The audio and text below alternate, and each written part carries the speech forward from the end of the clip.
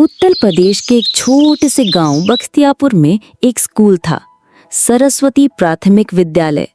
कभी वहां 200 से ज्यादा बच्चे पढ़ते थे।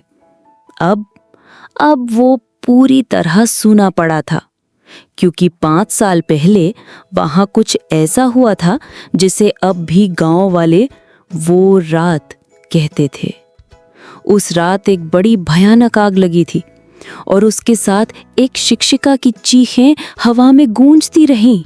बचाओ बचाओ, मुझे जाने दो, मैंने तुम्हारा क्या बिगाड़ा है।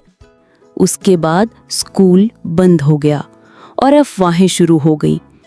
कोई कहता रात को वहां कोई चलता है, तो कोई कहता भूत कुछ नहीं होता, सब पागल है। धीरे धीरे समय बीतता गया और एक दिन 3 दोस्त वहां आ पहुंचे।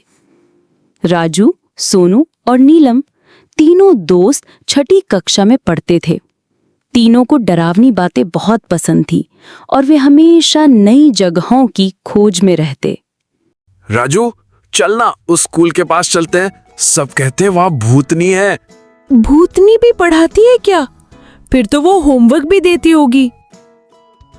धीरे धीरे रात हो गई और फिर रात को तीनों दोस्त टॉर्च लेकर निकले। चारों ओर सन्नाटा था, कुत्ते भी चुप थे। नीम के पेड़ों की पत्तियां धीमी हवा में सरसराहट कर रही थीं। तीनों स्कूल के गेट से अंदर पहुंच गए, पर उनके चेहरे बता रहे थे कि उनके अंदर डर का नामो निशान नहीं है।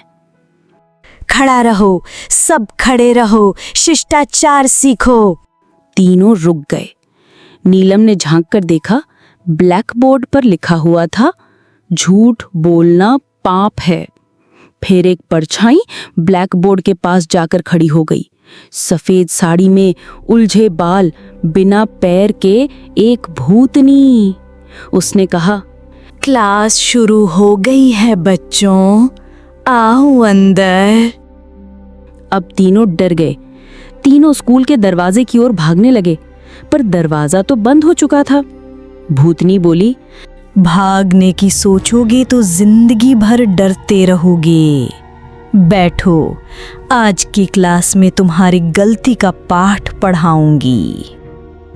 नीलम ने कांपते हुए पूछा, हमने क्या गलती की? भूतनी पास आई और बोली, तुमने भी वही किया जो बाकी बच्चे करते हैं, दूसरों को परेशान करना, झूठ बोलना, गंदगी फैलाना और टीचर का मजाक उड़ाना।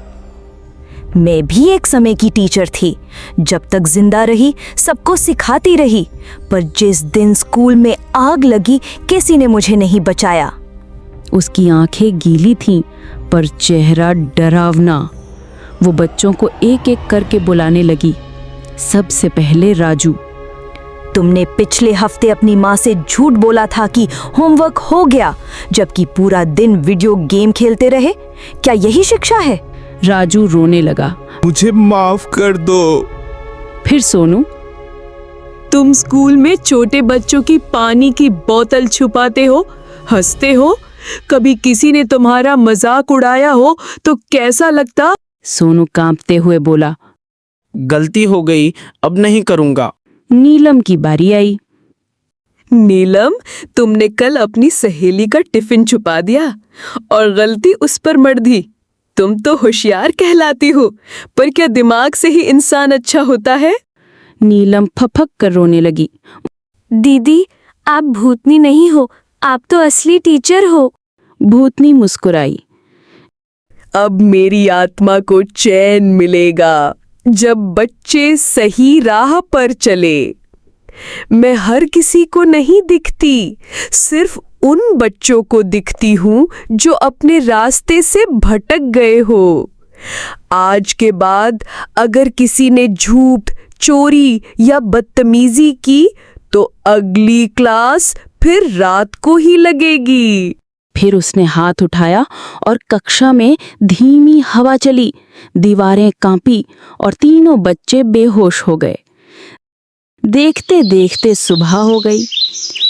सुबह में वो तीनों स्कूल के बाहर पड़े मिले। गांव वाले डर गए। बच्चों की हालत देखकर लोग आपस में बातें करने लगे। अरे, इन बच्चों को क्या हुआ? इतना बोलते ही तीनों उठ गए और नीलम बोली, हमने भूतनी से पढ़ाई की है, अब हम गलती नहीं करेंगे। गांव के लोग हैरान हुए। तीनों के चेहरे पर डर नहीं था, शांति थी। कुछ दिन बाद सरस्वती प्राथमिक विद्यालय फिर से खुला। लोग डरते डरते आए, पर देखा अब वो स्कूल साफ, शांत और सुरक्षित था। राजू, सोनू और नीलम अब सबसे अच्छे छात्र बन चुके थे। वे सभी को समझाते, सच्चा छात्र वही है जो बिना डरे सही रास्ता चुने। अब हर रात उस पुराने क्लासरूम में एक दिया अपने आप जल उठता है और ब्लैक बोर्ड पर लिखा मिलता है, जो सीख नहीं पाते दिन में, उन्हें सिखाने रात आती है।